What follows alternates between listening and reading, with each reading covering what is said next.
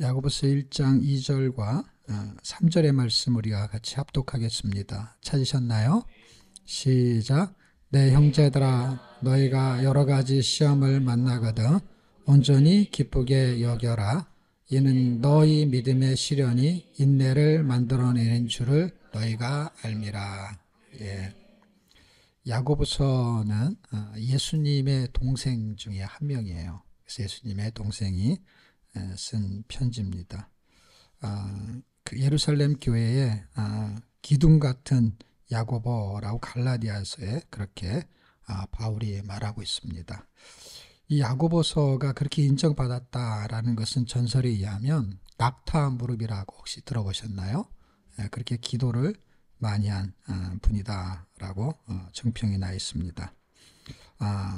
야고보서 그러면 사람들이 특히 루터 같은 사람은 지푸라기와 같은 그런 서신이라고 말을 했습니다. 그 이유는 그 당시에 믿음을 많이 강조하다 보니까 이게 이제 행위 구원, 행위에 대한 이야기로 생각했던 것 같아요. 물론 행위에 대한 이야기가 상당히 많이 나옵니다. 그래서 야고보서의 본질을 이해하는 게 가장 중요합니다. 그러니까 야고보서가 뭘 말하는지를 루터는 행함이라고 생각했던 것처럼 저와 여러분은 이걸 어떻게 생각하는지를 먼저 찾는 게 굉장히 중요해요.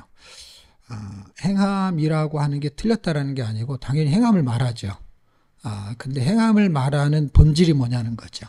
본질. 이렇게 수면에 뜬 건 행함이고 뭐 때문에 그렇게 행할 수 있냐는 거예요. 그게 지금 야고보가 말하고 싶은 거였습니다. 그리고 2000년 전에 그 시대에 가장 필요했다라고 보는 거예요. 그러니까 예루살렘 교회에 이게 부족했다라는 거예요. 그렇기 때문에 이것을 강조한 거죠. 그럼 야고보가 강조한 내용의 핵심은 뭘까요? 핵심은 믿음인 거예요. 믿음. 로마서는요, 믿음을 말하는 게 아니에요. 사람들은 로마서는 믿음이라고 생각하는데 믿음을 말하는 게 아니라 믿음을 통해서 말하고 싶은 거가 있어요. 그게 뭐냐면 로마서가 말하고 싶은 것은 순종이에요.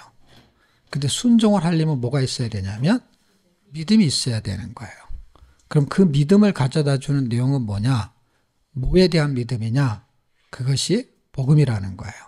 그것이 다른 말로 말하면 예수님을 믿는 믿음에서 하나님께 순종할 수 있는. 그러니까 야고보서가 말하고 싶은 거는 믿음이에요. 본질은. 근데 그 믿음이 있는 것을 보여달라는 거예요. 교회는 종교 생활을 하는 이 교회는요. 이 용어들이요. 상당히 많은 부분이 다 추상명사예요. 기도합시다. 그 다음에 하나님이 잘해 주실 것입니다. 하나님이 다 하셨습니다. 그 다음에 사랑하십시오. 그러니까 무슨 얘기냐면 전부 다 그 단어들이 측정이 되게 곤란해요. 그리고 자기가 믿는다 그러면은 그 기준치가 되게 모호해요. 그래서 이 단어로 가는 것도 어떤 이렇게 학교에 붙을 때 점수가 딱 있기 때문에 너 몇 점이야? 그럼 점수를 말하면 떨어졌네, 붙었네 이렇게 말할 수 있는데 이놈의 거는 추상명사니까 어디에 선을 딱 긋을 수가 없는 거야. 그 다음에 누구란 어떤 사람을 기준을 잡을 수가 없는 거야. 눈에 보이는 어떤 사람이 그냥 나보다 나면 믿음이 좋은 거야. 자기보다 나니까. 그러니까 어디가 선인지를 정확하게 가늠할 수가 없는 거예요. 그러니까 다 이 사람들이 다 믿음이 있다고 얘기하는 거예요. 다 교회를 나오니까 다 나는 예수 믿고 구원받고 하나님의 백성이고 다 그러면서 신앙생활을 하는 거예요. 그리고 좀 사업을 잘해갖고 돈도 많이 벌고 하는데 이상하게 그 돈을 잘 안 쓰는 거야.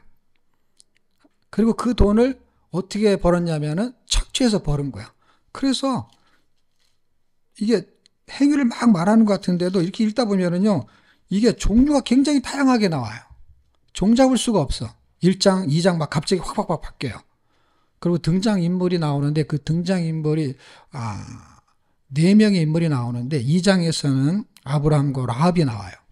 그 압을 한 걸 압은 또 상당히 대조적이고 시대도 참 엄청 멀고 5장에 가게 되면은 욥하고 엘리야가 나와요. 그 네 명의 인물이 나오는 것도 의미를 이해하셔야 돼요. 그 사람을 야고보가 왜 그 사람의 이름을 갖고 왔을까요?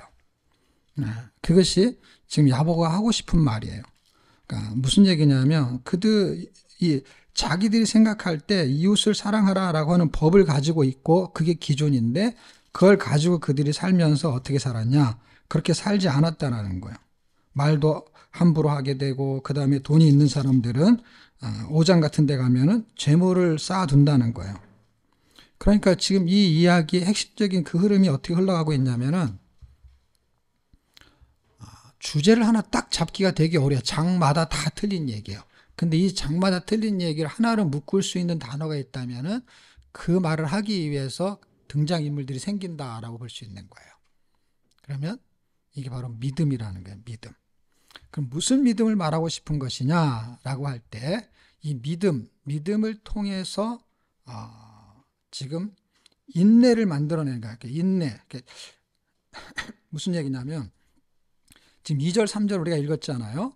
근데 이야기를 쭉 넘기다 보면은 이제 3절 끄트머리 이는 시험이라는 것이 이제 움직였어요. 근데 그걸 기쁘게 여기래요. 근데 기쁘게 여길 만한 당위성을 설명해야 돼. 그래서 이는이라는 거는 기쁨으로 연결시킬 수 있는 문장을 만들어야 되는 거야. 이 글을 쓰는 사람은.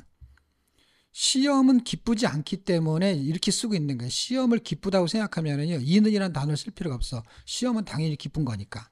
근데 시험은 기쁜 게 아니기 때문에 설명을 해야 되는 거예요. 그러니까 시험을 만나면 할 때 이거의 원어를 살펴보면은 face, 만나다라는 건 뭐냐면 직면하다라는 거야. 그러니까 시험이 뒤통수를 치듯이 오는 게 아니라 시험이 오는 걸 볼 때 저기서부터 오잖아요. 그러면은 기쁜 거야. 여러분 월급날이 며칠이에요? 퇴직한 사람도 있지만 타는 사람들 10일? 그러면은요 10일이 가까워올수록 기분이 좋아지기 시작해요. 네, 잘 모르지. 뭐 월급날이 없는데 월급날이 없는데 잘 모르지. 10일이든 9일이든 10일인 사람한테는 그날이 가까울수록 기분이 좋은 거예요. 근데 보세요. 10일이 지나고 11일이야. 그러면 멀죠. 근데 그게 보이기 시작하는 거야. 그때부터 점점 가까이 오면. 그러니까 시험이라는 것이 직면한다라는 것은 시험이 갑자기 느닷없이 올 수도 있지만 시험이 이렇게 오는 걸 느낄 수도 있다라는 거야. 어쨌든 천천히 오든 빨리 오든 그게 맞닥뜨리게 된다는 거예요. 맞닥뜨리게 됐을 때 기뻐하라라고 말하는 거는 수용하기가 되게 힘든 거죠. 받아들이기가. 근데 받아들일 만한 설명을 지금 하고 있어요. 그런데 제가 왜 믿음이라는 단어를 쓰느냐? 그거를 수용하고 받아들일 만한 내용하고 연결되는 게 믿음이 아니면은 안 돼. 그러니까 이걸 논리로 설명할 소용이 없어요. 왜 소용이 없냐면 믿음이 아닌 사람은 아무리 얘기해봐야 소용이 없어요. 왜냐하면 기쁘지가 않는 거야. 그 사람한테는. 근데 믿음이 있는 사람한테만 이게 기쁜 거예요. 왜냐하면 믿음이 그 인내를 만들어내는 것으로 연결이 되니까. 보세요. 이 단어가 시험, 그 다음에 기쁨. 그렇게 기쁨을 가져다 주는 거는 믿음의 시련이 인내를 만들어내는 거. 다시 말하면 시험이 오는 것을 믿음으로써 이겨낼 때 인내라는 게 생긴다는 거예요. 그래서 이거를 잘 설명해 주는 게 로마서예요. 로마서 5장 3절쯤에 가보시게 되면은 어떤 이야기를 하고 있냐면 환난은 인내를, 인내는 연단을, 연단은 소망을 할 때 환난이 시험이잖아요. 여기까지 같은 거예요. 그러니까 환난은 인내를, 인내는 연단을, 연단은 소망을 할 때 소망에 뭐가 들어있는 거냐면은 직장에 다니는 사람은 그게 10일 날인 거야. 이게 쭉 연결하면은 환난이라는 게 지금 제가 이해하기 쉽게 설명을 하는 건데 예를 들면 직장에 갔어요. 근데 한 달이 지나야 되는데 한 달이 지나야 되는 날짜가 있다면은 10일이면 10일이든 30일이든 상관없어. 어쨌든 그 결말이 있죠. 결말. 그런데 일하는 게 시험과 같이 환란인 거야. 막 직장에 출근해야 되고, 막 아프기도 하고, 막 이게 쭉. 근데 그거를 하루, 이틀, 3일, 4일, 30일이 되는 동안에 계속 하면은 근육이 붙는 거야, 근육이. 이거는 운동으로 말해도 똑같은 거예요.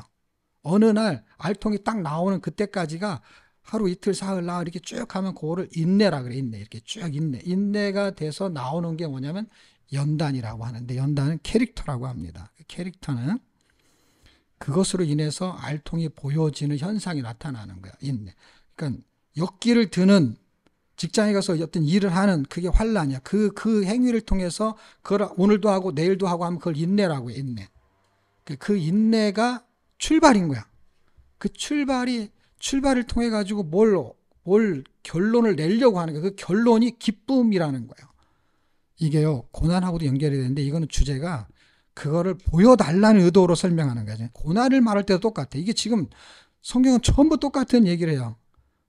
고난을 말할 때나 이걸 말할 때나. 근데 여기서 말하고 싶은 건 뭐냐? 똑같은 얘기 속에서 주제가 뭐냐면 보여달라는 거야. 그걸 보여달라는 거야. 이 과정을 보여달라는 거예요. 말만 하지 말고 이걸 보여달라는 거예요. 그러니까 네가 믿음이 있으면 네가 믿음이 있다는 걸 보여달라는 거예요. 그럼 어떻게 보여주냐? 나는 믿음이 있어. 이렇게 말하는 걸 보여줄 수가 없잖아요. 그러니까 계속 말하고 싶은 게 뭐냐면 2장에서 말하고 싶은 게 뭐냐면 네가 믿음이 있다면 믿음을 보여달라고 할 때 그거를 돈으로 말하면 돈으로 보여주고 그 다음에 알통이면 알통으로 보여주고 직장에 대해서 월급이면 월급으로 보여주면 돼. 내가 이렇게 하고 월급을 탔어. 그러면 이 과정을 다 인정을 받는 거야. 일한 거를. 내가 한 달 동안 역기를 들어가지고 내가 몸이 건강해졌어. 그럼 보여줘. 그러면 알통을 보여주면 되는 거예요. 그러면 뭘 한 걸 인정하냐면 그 사람이 운동한 것을 한 번도 안 봤지만 인정할 수밖에 없어. 왜냐하면 뭘로? 알통으로. 월급 봉투를 딱 받아오면 내가 직장에서 열심히 일했어 라는 걸 뭘로 보여주냐면 직장에서 월급 봉투 받은 걸로. 거기서 그걸 인정했기 때문에 월급을 받은 거니까. 그러니까 네가 믿음이 때문에 이거는 아까도 말했지만 이거는 추상명사가 아니기 때문에 이게 드러나는 거예요. 근데 믿음이라는 거는 직장에 가서 일하는 것도 아니고 뭐 예를 들면 클럽에 가서 운동해가지고 알통을 내는 게 아니기 때문에 이게 보여달라고 하면 쉽게 보여줄 수가 없어요. 근데 지금 야고보가 설명하는 거야. 그거 보여줄 수 있다는 거예요. 그런데 이건 야고보가 말했는데 갈라디아서에 가면은 바울이 말한 게 있어요. 바울이 5장 6절에서 이런 말을 했어요. 뭐라고 말했냐면 믿음은 반드시 사랑으로 표현되게 되어 있다. 이렇게 말했어요. 그것을 야고보서가 풀어서 설명한 거예요. 그 한 절을 풀어가지고 네가 믿음이 있다며 그러니까 그 믿음을 보여줘 라고 하는 거예요. 그랬을 때 보여주는 것이 보여주는 그 결과가 나오기 전까지 그 사람이 믿음의 삶을 살아왔던 게 인내라는 거야. 무슨 말인지 알겠죠? 그 인내를 통해 가지고 믿음으로 살아왔다라는 걸 보여주는데 그게 과정이 있는 거야. 그 과정이 뭐냐면 그 과정이 어떻게 나타나냐면 1장에서는 시험으로 나타난다는 거야. 시험이 올 때도 네가 믿음이 있는지를 보여줘. 그럼 그 보여주는 것이 그 믿음이 그것을 이기는 힘이 뭐냐? 믿음이라는 거야. 그래서 1장은 시험을 이기는 믿음이에요. 그게. 근데 시험을 이기는 믿음하고 인내가 무슨 상관입니까? 시험을 이기는 믿음이 인내를 만들어내는 거예요. 왜냐하면 그게 하루아침에 끝나는 게 아니기 때문에. 반복적이기 때문에 그런 거예요. 2장에 가면은 이제 본격적으로 뭐라 그러냐면 네가 믿음이 있다며 그 믿음이 있는 것을 보여줘. 뭘로? 시험을 이기는 거고 그 다음에 뭐냐면 종류가 다양한 거예요. 두 번째는 네가 행함이 있는 믿음, 그러니까 행함으로 믿음을 보여달라는 거야. 시험을 이기는 것으로 믿음을 보여주고 그 다음에 행함으로 보여주라는 거야. 그래서 2장에서는 아브라함하고 라합이 등장해요. 그래서 행함으로 보여주는 것을 말하는데 특이해요. 왜 특이하냐면 하나는 유대인이고 하나는 이방인이야. 그런데 보세요. 이 유대인인 아브라함을 통해서 보여주는 것은 사실은 원래 그가 순종한 것인데 순종을 행했다라는 거야. 그러니까 뭔가를 시켰는데 그걸 행했어. 그 행하는 것의 가운데 있는 것이 다른 본질이라고 제가 설명하는 거야.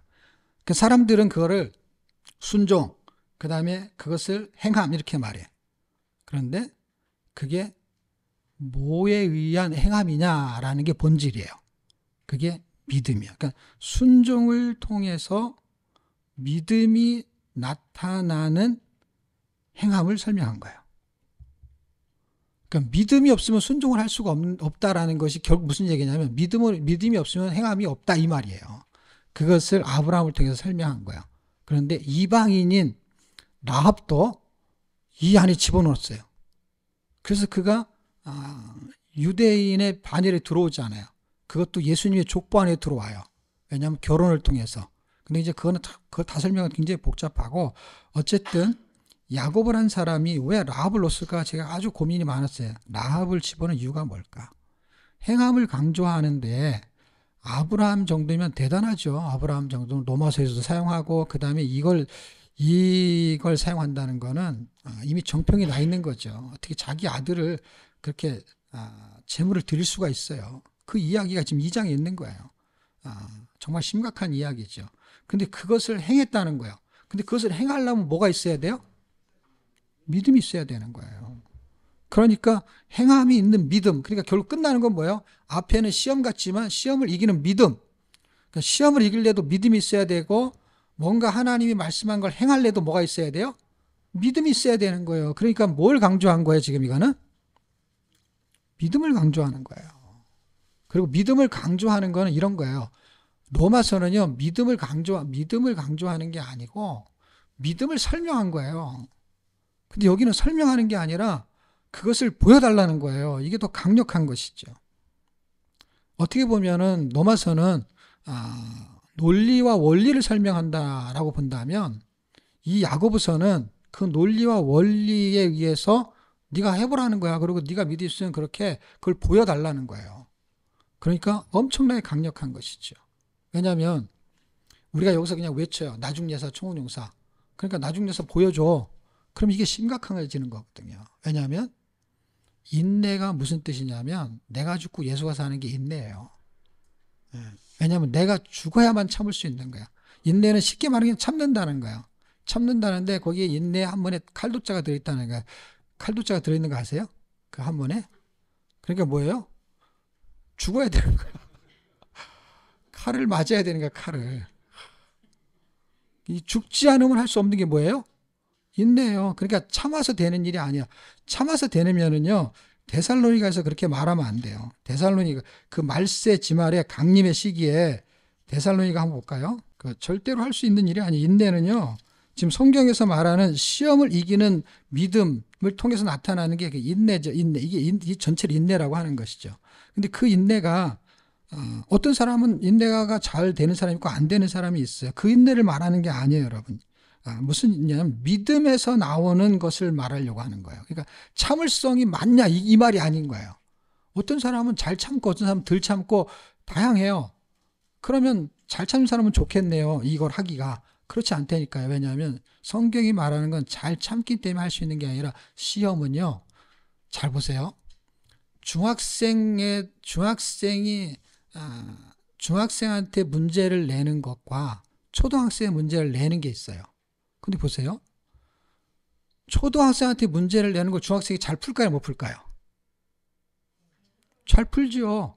그러니까 중학생한테는 초등학생의 문제가 시험이에요? 시험이 아니에요? 시험이 아니지. 왜냐면 그 시험 문제 안 나오지. 초등학생 문제지. 내가 그 문제를 풀 수 있다라는 것이지. 중학교에 가면 그 문제를 안 내지. 그러니까 무슨 얘기냐면 아무리 인내가 강해도 별 의미가 없어요. 왜 그러냐면 그 사람한테 시험은 그 사람이 인내를 약하게 하는 그 턱걸이의 시험이 있기 때문에 똑같아요. 초등학생한테는 초등학생 시험 문제고요. 중학생한테는 중학생 문제가 시험 문제예요. 그러니까 어떤 사람한테 야, 넌 그것도 못 푸냐 할 때 그것도 못 푸는 거는 그 사람이 초등학생이니까 그런 거예요. 근데 그 사람은 그게 시험이야. 이 말 뜻을 알아먹어야 되는데. 시험이기 때문에 그 사람은 그냥 그걸로 넘어질 수가 있는 거야. 근데 그 사람이 그걸 이길 수 있는 거는 뭐냐? 그거는 중학생이 되는 게 아니라 믿음이 있어야 된다고. 믿음이. 그러니까 각자에게 주어진 거예요. 야, 저것도 못 참냐, 쟤는? 근데 그 사람은 그렇게 출발하는 거예요, 그 사람도. 그럼 언제부터 우리는 뭐 중학생 된 거 아니잖아요. 우리도 어떻게 지나갔는지 모르지만 처음에는요, 그 초등학생 문제가 힘들었을 때가 있었을까요? 없었을까요? 있었어요. 근데 그 사람이 자꾸 잘 커가지고 어느 날 보니까 다른 사람보다 더 공부도 그렇잖아요. 똑같은 중학생이라도 공부 잘하는 애가 있잖아요. 교회를 다녀도 시간이 지나도 덜 성장하는 애가 있고 빨리 성장하는 애가 있어요. 다시 말하면 과정은 거치지만 좀 더 빨리 성숙한 사람은 있을 수 있는 거예요. 그 차이를 말하는 게 아니라 뭐 그건 어쩔 수가 없어요. 그건 사람마다 다 다르기 때문에. 그러나 일단 자기한테 시험 문제는 그 사람한테는 그게 시험 문제예요. 그렇기 때문에 똑같아요. 근데 이걸 보여달라는 거예요. 행함이 있는 믿음.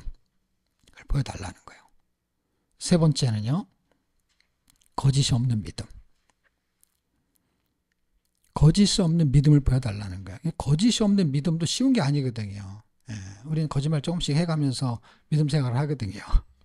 예. 그 거짓이 있는 것과 경계선을 뭘로 놓냐면 땅에 있는 것과 하늘에 있는 것으로 구분해요. 그래서 위로부터 오는 지혜, 3장은 그 이야기를 하는 거예요. 위로부터 오는 지혜, 그래서 거짓이 없는 것. 그러니까 거짓이 없다라는 거는요, 사람이 거짓이 없는 사람이 없어요. 거짓이 죄거든요, 결국에는. 그러니까 죄 없는 사람이 없기 때문에 땅에 육신을 갖고 있으면은요, 거기에 그 경중의 차이만 있는 거지, 그냥 거짓이 있는 거예요. 그런데 거짓의 반대는 참이잖아요, 참. 이걸 여기서는 3장에서는 하늘과 땅으로 설명하는 거예요. 그러니까 땅에서 오는 게 아니고 하늘에서 오는 지혜가 있다. 위로부터 오는 지혜라는 거예요. 위로부터 오는 지혜를 그걸 어떻게 가질 수 있냐고요. 그렇게 믿음이라는 게 그게 믿음이 아니면은 설명하기가 되게 곤란하죠. 4장에 가게 되면은 세상과 벗하지 않는 믿음. 또 뭐 찾아봐야 되니까 4장 4절. 3장은 안 가르쳐 줬는데 3장은 17절. 2장은 얘기 안 한 것 같은데요. 2장은 14절. 1장은 12절. 시험을 참는 복. 시험을 이기는 것이죠. 그게 복이라는 거예요. 그러니까 이 1장 12절에서 복으로 출발하잖아요. 그리고 인내로 출발하잖아요. 1장 2절. 5장으로 가게 되면요. 복과 인내로 끝나요. 왜요? 5장에 가게 되면 욥의 인내. 참는 자는 복되도다 라고 말하면서 5장 11절에 욥의 인내에 대해서 설명하잖아요. 그 복을 설명하잖아요. 인내를 설명하잖아요. 인내와 복이 결론이 있어요. 인내와 복이 결론이 있냐면 결말이 어떡하냐. 그렇게 인내하는 사람들에게는 욥이 인내에서 받은 그 결말이 있지 않느냐로 지금 야고보가 설명을 하고 있는 거예요. 결론이 어떻게 납니까? 결론은 엘리야를 등장시켜 가지고 기도하고 연결시켜서 구원으로 연결해요. 결국 무슨 얘기냐? 믿음의 결국은 시험이든 그것의 행함이든 그 다음에 세상하고 짝하지 않고 하늘의 것을 가지고 축복하는 말을 하고 그렇게 살아가는 그 모든 것을 통해 가지고 결론의 열매를 내려는 게 뭐냐? 그게 구원이라는 게 구원. 그럼 구원 안에 뭐가 들어있는 거냐? 구원 안에 들어있는 것이 시험도 있는 거예요. 왜냐하면 보세요. 로마서 5장이 무슨 얘기냐면 1장서부터 쭉 가서 4장까지 오게 되면 결국 구원받은 자에게 나타나는 현상이 5장이에요. 그러니까 구원을 받게 되면 환란이 오는 거예요, 여러분. 그러니까 구원을 받은 사람, 믿음을 가지고 구원을 받은 사람은 그 믿음으로 환란을 이겨내는 거예요. 그리고 그 믿음으로 사람을 축복해 보는 거예요. 그래서 축복의 말이 행함이 나오는 것이 축복의 말을 같이 말하는 것이죠. 그래서 한 물에서 단물과 쓴물이 나오는 거 없지 않느냐. 근데 입은 희한하게도 단물과 쓴물이 나온다는 거예요. 저주와 축복이 같이 나온다는 거예요. 그 비유를 기가 막히게 들고 있잖아요. 그러니까 그게 가능하냐? 지금 무슨 얘기를 하고 싶은 거냐면 야고보는 지금 다 우리가 시험을 잘 견디지 못하고 행함이 별로 없고 그 다음에 축복을 말한다고 하지만은 저주를 하기도 하고 그 다음에 세상하고 이렇게 벗하면서 살고 그러면서 5장에 가보면 어떤 사람들이 많냐? 병들고 지친 사람이 많다는 얘기잖아요. 왜냐하면 병든 사람이 있으면 기도하라는 얘기 무슨 얘기예요? 병들어 있다는 거잖아요. 우리가 지금 육신의 병만 말하는 게 아니라 영적으로 병들어 있거든요. 그것을 지금 구원이라는 거는 전인격적인 구원을 말하는 거니까, 그러니까 다시 말하면 논리적으로 설명하는 것도 제대로 해야 되지만 말도 그렇게 해야 되고, 이 전인격이야. 그러니까 행함이라는 것은 손으로 하는 거고, 그 다음에 그 축복 3장에 가서는 말도 하는 거야. 그러니까 말 그렇게 하라는 거야. 그 4장에 가게 되면 결국 무슨 얘기요? 그게 하나님께 순종할 때 나타나는 현상이라는 거예요. 마귀는 대적하고 하나님께 순복해야 된다라는 얘기를 하게 되는 거예요. 그러면 간단한 게 결론은 야고보서의 본질은 믿음인 거예요. 믿음, 인내를 만들어내는 시험을 통해서 믿음을 확인하는 거고, 이 테스트를 하나님이 하시냐 안 하시냐 이것만 얘기하면 끝이에요. 오늘 무슨 얘기냐 보세요. 아브라함한테 하나님이 이삭을 바치라는 게 테스트예요, 테스트가 아니에요? 테스트니까 죽이지 않는 거죠. 테스트가 아니었으면은 그 흉내를 내는 게 아니라 죽을 때까지 그냥 내버려 놔둬야죠. 아니면 죽은 다음에 살리든지 뭔가. 근데 테스트에 이미 통과가 됐기 때문에, 죽이려고 했기 때문에 죽인 거랑 마찬가지이기 때문에 안 죽여도 되는 거예요. 그러니까 안 죽였잖아요. 그게 아니에요. 죽은 거예요. 죽인 거예요, 원래. 왜냐하면 하나님이 안 막았으면 죽었으니까. 그러니까 결론은 안 죽인 것처럼 나올지 모르지만 실제는 죽인 거예요, 여러분. 그러니까 죽인 게 아니면은 하나님이 너 죽일 뻔했네 이렇게 말했어야지. 내 말을 지키려고 했지 하면서 안 지켰지, 이 말이 아니잖아요. 내 말을 지킨 걸로 봤다는 얘기는 뭐예요? 그냥 놔두면 이삭은 죽은 거예요. 그러니까 이미 그걸 알아버린 거예요, 하나님은. 그러니까 테스트를 한단 말이에요. 그러니까 하나님이 아브라함을 테스트했어요. 그 다음에 마귀가 뭘 하냐면 템테이션을 해요. 지금 1장에서 말하고 싶은 이야기는 뭐냐면, 사람들한테 보세요. 너희가 여러 가지 시험을 만나거나 하는 시험이야. 이 시험은 트라이얼 말이에요. 트라이얼. 12절. 시험을 참는 자는 복이 있다 하는 그 시험. 여기서 시험을 참는 자는 할 때 이 시험이 지금 13절 가다 보잖아요. 14절 가면요. 다 시험이야. 사람이 시험을 받을 때 내가 하나님께 시험을 받는다 하지 말지니. 하나님 시험하시거든요. 근데 아브라함 시험할 때 이 시험이 아니라는 거예요. 여기서 말하는 원어는 템테이션을 말하는 거예요. 한국 단어는요. 테스트도 번역이 시험, 트라이얼도 시련이지만 시험이죠, 결국은.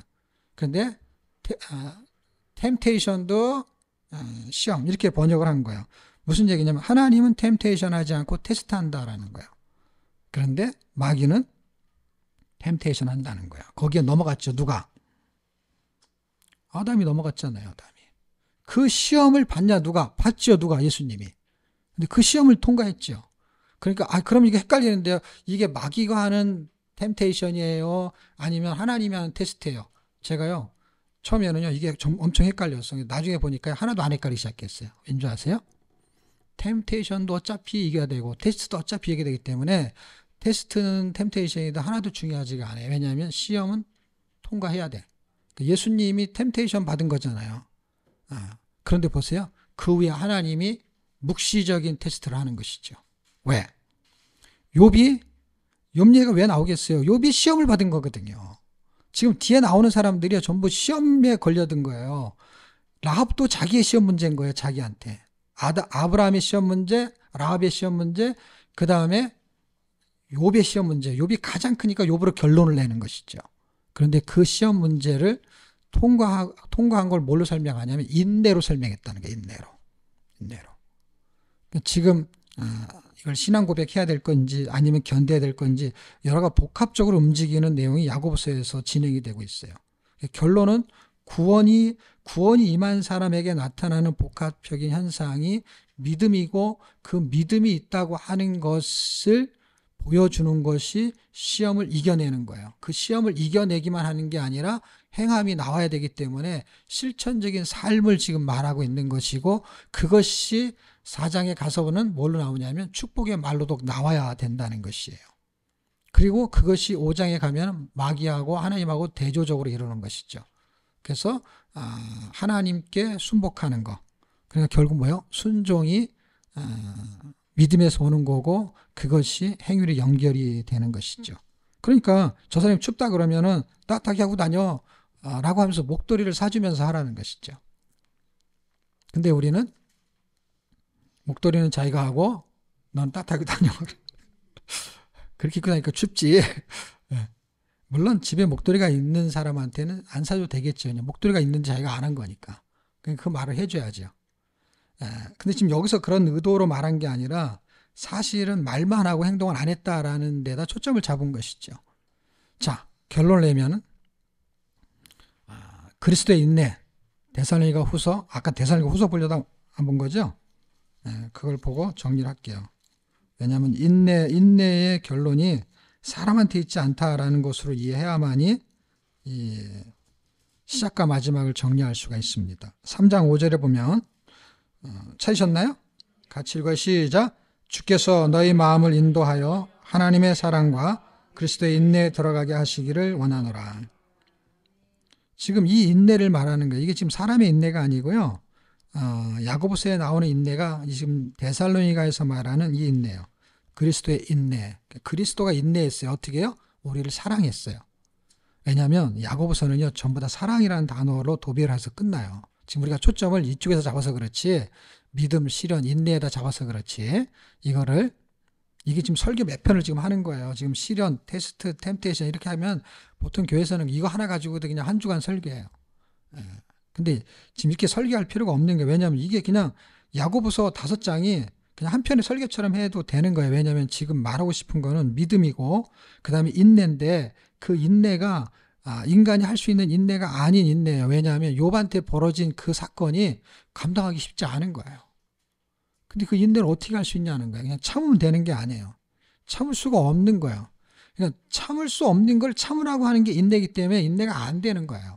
근데 이것을 하게 만드는 그분이 내 안에서 그 일을 행하시면 우리가 연단을 받게 된다 그래. 그 연단을 통해서 뭐가 강해지냐면 맷집이 강해져요. 맷집이 강해진다는 건 뭐예요? 그리스도의 형상이 나타나는 거예요. 그래서 마귀가 절대로 이길 수가 없어요. 그때. 그러니까 우리는 시험을 통해서 뭘 키워야 되냐면 힘을 키워야 되는 거야. 이 시험을 만나면 그래서 기쁘게 여겨라라는 게 그런 말이에요. 왜 기쁘게 여기냐? 결과가 열매가 있기 때문에. 그래서 이게 추수감사절로 이제 연결을 시키는 거죠. 보세요. 열매라는 거면 고진감래 뭐예요? 인내는 쓰나 열매는 달다. 그러니까 이게 지금 쓴 거예요. 야고보서가 말하는 이 인내가 쓴 거예요. 그런데 열매는 달다라는 건 뭐예요? 5장 11절에 가면은 욥의 인내가 결말이 좋게 났다라는 게 열매잖아요. 그러니까 인내 열매가 있는 거예요. 근데 인내 열매는 누가 맺죠? 믿음이 있는 사람이 맺는 거예요.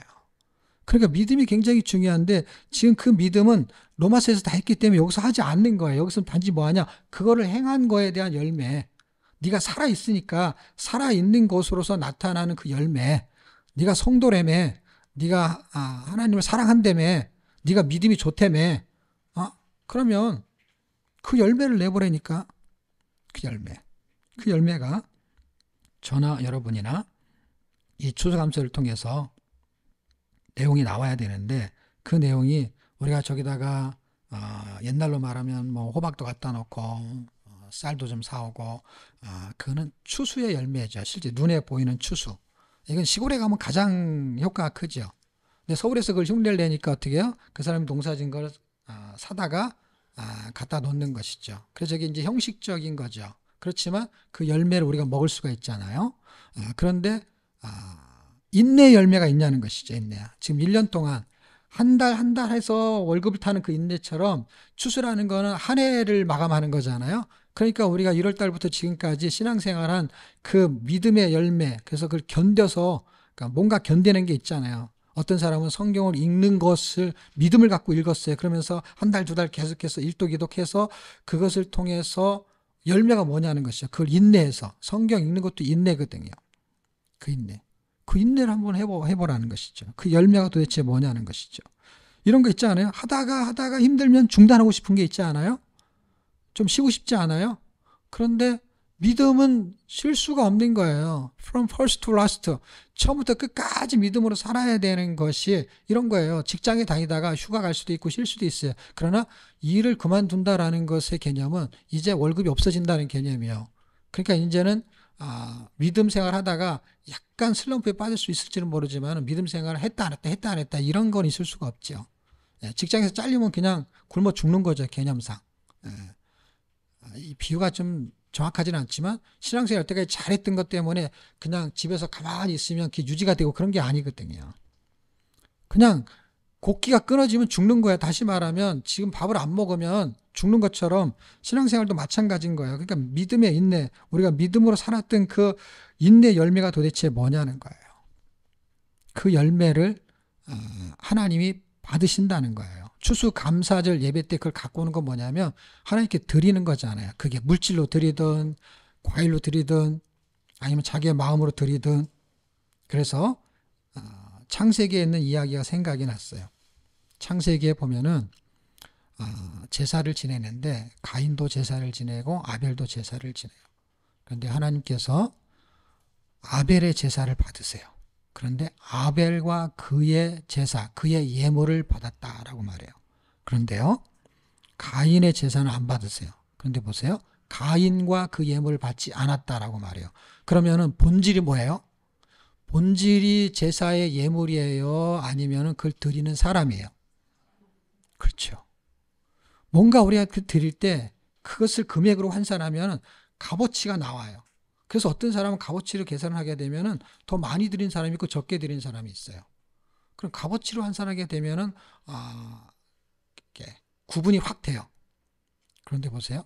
아무리 값어치가 많은 걸 냈어도 그 사람이 뭔가 삐딱한 마음으로 갖고 오게 되면은 그걸 안 받는단 말이에요. 그러니까 여러분이 쉽게 적용하면은 명절이 됐는데 여러분의 자녀들이 선물을 딱 사갖고 왔어요. 사갖고 왔는데 아주 못마땅한 자녀가 물건을 사갖고 오잖아요. 그러면은 그 물건을 받아요, 안 받아요? 안 받으면서 집어 던지잖아요. 예. 뭐 누가 그러긴 한데 뭐 예를 들면 이 논리상에는 맞지 않지만 요새는 하도 세상이 악해져 가지고 선물만 받는 사람도 있다고 하는데 그 사람이 마음에 들지 않으면 그가 갖고 온 선물을 받고 싶지 않다라는 것이 인지상정이잖아요. 받을 수는 있지만 받고 싶지 않잖아요. 똑같은 얘기죠. 이 물건이 예물이라는 것으로 우리는 그걸로 값어치를 평가를 해요. 그런데요, 그 사람이 누구냐에 따라서 그 예물을 받고 안 받고가 결정이 되는 거예요. 그것이 비싼 거냐, 싼 거냐, 값어치가 있냐, 없냐로 구분하지 않아요. 물론 구약 때는 그걸로 구분했어요. 어떻게 해요? 흠이 있는 걸 갖고 오면 안 되는 거예요. 흠이 없는 걸 갖고 와야 되는 거예요. 그래서 이미 마음에 흠이 난 거기 때문에 안 받는 거예요. 그러니까 마음에서 출발한 거예요. 원래 말라기에서 그들이 갖고 올 때 양과 소 이런 거 중에 10마리 중에 한 마리를 갖고 오는 거예요. 그게 11조예요. 그런데 이렇게 갖고 와야 되는데 10마리 중에서 이렇게 고르는 거예요. 고를 때 저 팔면은 돈이 안 되는 거 그걸 바쳐도 10분의 1인 거예요. 그러니까 그거를 안 받는다는 거 하나님이. 바쳤는데 안 받는 거예요. 왜냐면은 흠이 있다는 건 뭐냐면 흠이 있는 사람이 흠 있는 걸 바치는 거니까. 논리상. 그래서 어떻게 하기로 했는지 아세요? 줄을 쫙 이렇게 1등으로 들어오면 이렇게 테이프 끊는 거 있잖아요. 이렇게 꼬리 나는 거. 그래서 여기 10마리 이렇게 놓고 엉덩이를 탁 쳐가지고 지나가게 해가지고 걸리는 돈 가지고 가라고. 제비뽑는 거와 똑같죠. 그렇게까지도 하나님의 수를 인간의 마음이 다 속이 보인다는 것이죠. 그래서 결론이 뭡니까? 결론은 열매는 저런 게 아니라는 거야. 그래서 올해 제가 바꾼 거야. 저 갖고 오는 거 추수감사를 헌금 내야지. 그 다음에 도시락 갖고 와야지. 그 다음에 또 사과 사와야지. 그러니까 저거를 그냥 우리가 먹는 걸로 그냥 바꿔서 갖고 왔으면 좋겠다. 한 게 제가 올해 생각을 한 거예요. 왜? 저거는 그렇게 하고 그럼 열매가 뭡니까? 네가 열매가 되지 않으면 그게 무슨 의미가 있냐? 저와 여러분이 열매가 되지 않으면 어차피 저거는 우리가 먹고 치우고 없어질 거고 형식이니까. 근데 그 형식의 내용이 뭐냐? 결국 하나님이 우리를 받으시는 거니까 내가 열매가 돼야 되는데 내가 1년 동안 인내해서 얻은 열매가 뭐냐는 거예요. 예를 하나 들면 저는요. 봄에 하나님이 성경을 암송할 마음을 주셨고 그 다음에 책을 읽을 마음을 주셨어요. 그런데 어떨 때는요. 외우기 싫고 어떨 때는요. 읽기 싫을 때가 있어요. 그리고 너무 많이 읽어가지고요. 제가 성격이 어떠냐면 한 번 책을 읽으면 그냥 밤새도록 보는 거예요. 책을 읽으니까 그게 책으로 또 전환이 돼가지고요. 안과에 갔잖아요. 눈에 염증이 생겨가지고. 갔더니 뭐라는 줄 아세요? 너무 그렇게 보면 안 된다. 그러니까 사람이 뭔가 열심히 하다가도요. 그게 하기 싫을 때가 있고 또 하면 또 힘들 때가 있어요. 인내라는 건 뭐예요? 그걸 유지하는 거예요. 유지하는 거. 인내는 좋을 때 재밌을 때는 인내라는 단어 안 써요. 여러분. 그게 어렵고 힘들 때, 안 될 때라는 것을 인내라는 단어 쓰는 거예요. 반복하는 거죠. 그랬을 때 얻는 결과가 열매잖아요. 그 열매가 뭐예요? 그 열매는 책으로 말하면 제가 오늘까지 읽은 게 48권이에요. 3월달부터 읽어가지고 48권의 책을 읽었더라고요. 그 암송을 했는데 그 암송을 11장을 외웠어요. 그런데 보세요. 그게 결과예요. 근데 그걸 통해서 얻는 그 열매가 열매인 거야.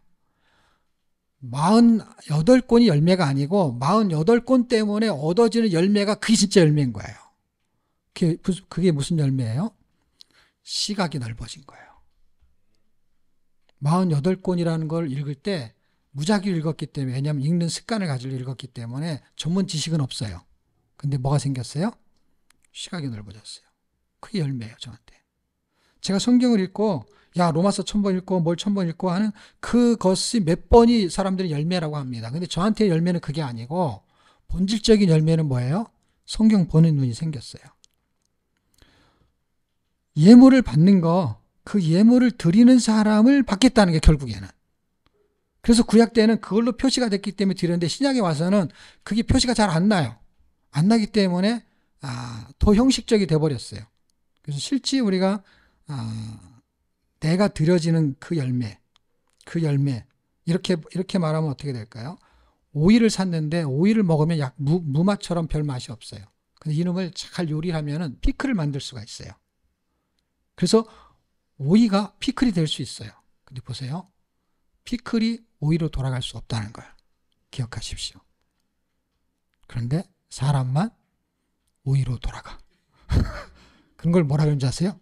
오잉? 뭐라 그런다고요? 그래서 나온 말이 그게. 난 그게 왜 오잉인 줄 그때 알았어요. 그게 오잉이잖아. 피클이 어떻게 다시 돌아갈 수 있냐고, 오이로. 절대 돌아갈 수 없어요. 근데 이상하게 사람만 슬럼프에 빠졌다.